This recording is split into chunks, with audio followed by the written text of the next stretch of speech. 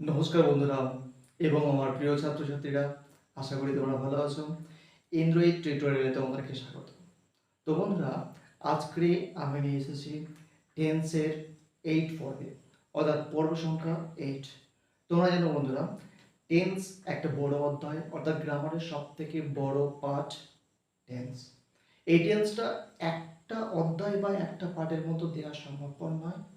তাই বন্ধুরা, আমি প্রত্যেকটা পার্ট আলাদা আলাদা করে দিয়েছি, যাতে কিনা তোমরা সুন্দর করে বুঝতে পারো, এবং না বুঝলে পরে তোমরা কমেন্ট বক্সে জানিয়ে দিও। তো বন্ধুরা দেখো, আজকে আমি টেন্সের পার্ট 8-এ নিয়ে এসেছি তোমাদের সামনে পাস্ট পারফেক্ট টেন্স।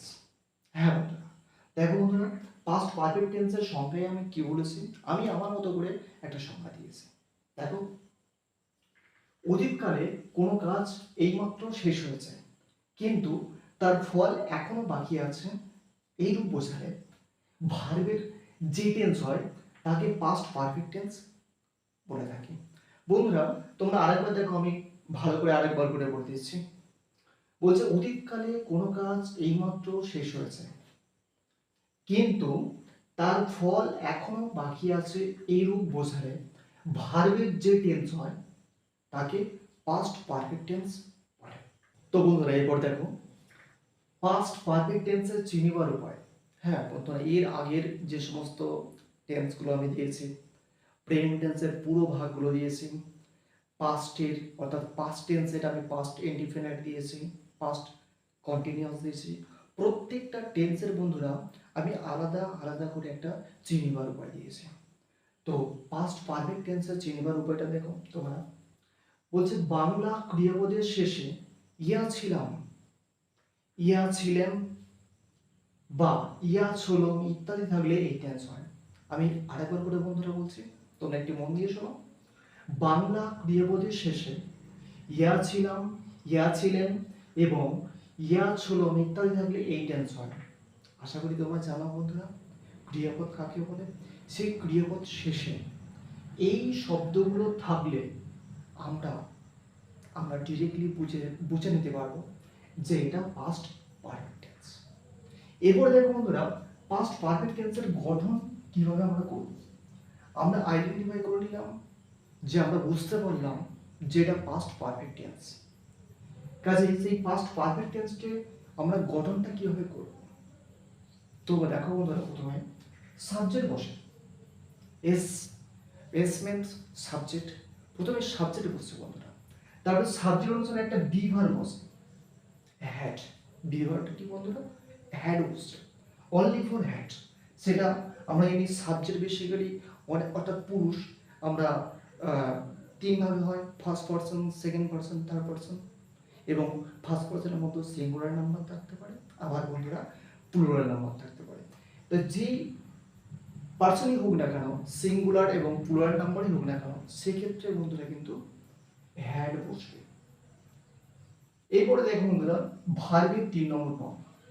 কি বললাম বন্ধুরা, ভার্বের বেসিক্যালি 3 নম্বর ফর্ম বসবে। তারপরে বন্ধুরা অবজেক্ট, অবজেক্টটা বসে যাবে। এই ভার্বের 3 নম্বর ফর্ম আমরা যদি ভার্বের 1 V1 যেটাকে বলি, V1 2 নম্বর, V2 3 নম্বর, V3, অর্থাৎ V1 present form, V2 past form, আর V3 পাস্ট পার্টিসিপেল ফর্ম। অর্থাৎ আমাদের এই পাস্ট পার্টিসিপেল ফর্মটাই কিন্তু বসবে। তো দেখো বন্ধুরা, এই যে হ্যাডটা, এর কোনো বাধা দেওয়ার নিয়ম নেই যে ওই পার্সনে বসবে, এই পার্সনে বসবে, এমন না। সব পার্সনের ক্ষেত্রে কিন্তু হ্যাড বসছে। আমি একটা স্ট্রাকচারের মধ্যে দিয়ে দিছি। দেখো বন্ধুরা, পার্সন, সিঙ্গুলার নাম্বার এবং প্লুরাল নাম্বার। ফার্স্ট পার্সনের মধ্যে কি আছে, আই উই আমরা জানি, আমি আমরা। সেকেন্ড পার্সনের মধ্যে ইউ ইয়োর। থার্ড পার্সনের মধ্যে বন্ধুরা দেখো হি আছে, সি আছে, দে আছে। এবং যে কোনো নাম বোঝালে বন্ধুরা ফার্স্ট পার্সন সিঙ্গুলার নাম্বার হয়ে থাকে বা ফার্স্ট পার্সন নাম্বার হয়ে থাকে। এই সমস্ত পার্সনের ক্ষেত্রে কিন্তু অনলি ফর একটা বি ভার্ব বা অক্সিলিয়ারি ভার্ব বসবে, সেটা কি, অনলি ফর হ্যাড। তো বন্ধুরা দেখো, অনলি ফর হ্যাড বসছে এই পার্সনের ক্ষেত্রে, এখানে কোনো বাধা ধরার নিয়ম নেই। যে যেরকম আগের টেন্সে যেরকম ওয়াজ বা ওয়ার ছিল, এই টেন্সটার ক্ষেত্রে অর্থাৎ পাস্ট পারফেক্ট টেন্সের ক্ষেত্রে বি ভার্ব হিসেবে প্রত্যেকটা পার্সনের ক্ষেত্রে কিন্তু হ্যাড বসবে বন্ধুরা। এরপর দেখো তোমরা, আমি কতগুলো এক্সাম্পল দিয়েছি, যেমন আমি খেলছিলাম, তাহলে খেলা করা একটা ক্রিয়াপদ, তাহলে এই খেলা করার শেষে দেখো খেলছিলাম, ওই ছিলাম যুক্ত আছে, সেই জন্য এটা আমরা পাস্ট পারফেক্ট টেন্স ধরব বা পাস্ট পারফেক্ট টেন্সে আছে। তাহলে আমরা ট্রান্সলেট করব কিভাবে? প্রথমে বললাম সাবজেক্ট গঠনটা একটু ফলো আপ করো বন্ধুরা। প্রথমে সাবজেক্ট বসে গেল, সাবজেক্ট এখানে আমি হয়ে গেল, একটা বি ভার্ব বসছে হেড,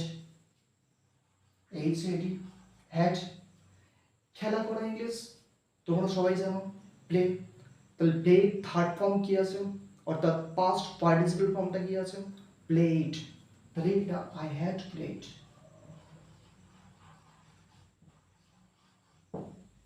আই হ্যাড প্লেড বন্ধুরা। এবার দেখে তুমি খেলছিলে, সেম মানে ছিলেন ইত্যাদি, সেকেন্ড পারসন এটা, তাহলে সেকেন্ড পারসন ইউ কি হবে বন্ধুরা, হ্যাড, একটা বি ভার্ব আছে হ্যাড, এটাও থার্ড পারসন অর্থাৎ ভার্বের 3 নম্বর ফর্ম বা থার্ড ফর্ম হবে, সেক্ষেত্রে পাস্ট পার্টিসিপেল ফর্ম হবে প্লেড। রামু খেলছিল, Ramu same third person as a singular number, Ramu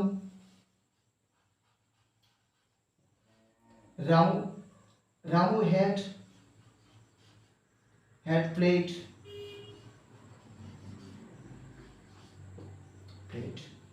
Ramu had played। তো বন্ধুরা আশা করি তোমাদের এই পাস্ট পারফেক্ট টেন্সটা সম্পূর্ণরূপে ভালো করে বুঝতে পেরেছো। আর বুঝতে পারলে তোমরা নিশ্চয়ই আমার এই চ্যানেলটাকে সাবস্ক্রাইব করো, শেয়ার করো এবং লাইক করো।